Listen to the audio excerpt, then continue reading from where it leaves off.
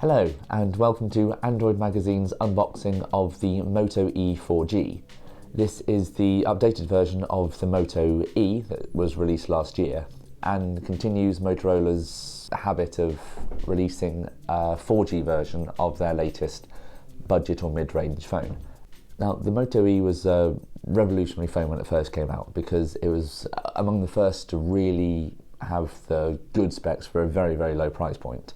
Now they're competing against the likes of Huawei and Xiaomi and ZTE, just other companies that are making really good phones very cheaply. So let's have a look at the Moto E 4G and see what it's like. First of all, the box. It is nice, it's bright, it's breezy, it's yellow. Very, very compact, but you can tell from the packet originally it's going to be a bit of a budget device.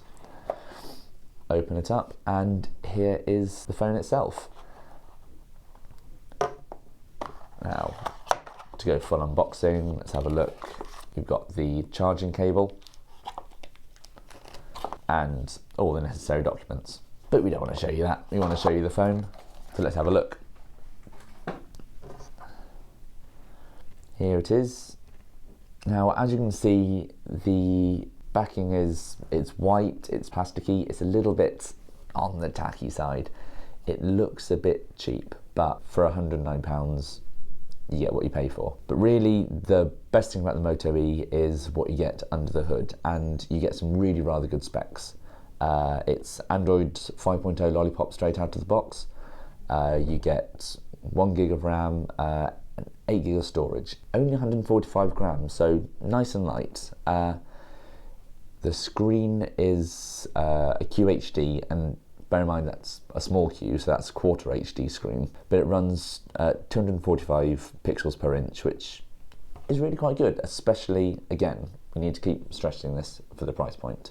Okay, here we have the familiar Android Lollipop screen. Comes with Google Now. As you can see, everything you expect, apart from a Wi-Fi connection. So here you have Android Lollipop, all the familiar devices, all the Google documents, your traditional things straight out of the box. Tap in, you got all your apps here. The camera on the Moto E 4G is probably one of the low points and where Motorola made the savings to be able to make it so cheap. It has a 5 megapixel rear facing camera with a f2.2 aperture lens, which lets in an awful lot of light and makes everything pretty good even in low light conditions. However, the front facing camera is very low res, VGA only, and that's really noticeable when you're wanting to take photos such as selfies. I mean, we have to mention again quite how good the screen is. You might not be able to see it that clearly here, but it's really sharp, pretty bright and really enjoyable to use. Battery life as well is very impressive. You can comfortably get over a day out of it, mainly because it's only running a 1.2 gigahertz quad-core Snapdragon processor, which again is pretty good because it's quite nippy, you don't really notice much lag, and you can really zip your way around the device. So really, we've got a good phone here. Although we're not a massive fan of the casing, of the design, of the plastic backing, it's still a pretty good device, and for the price point, you're not going to get much better. You'll be able to read a full review of the Moto E 4G in Android Magazine issue 54, which is available now, and I hope you can watch more of these videos on our YouTube channel. Okay, thank you for watching.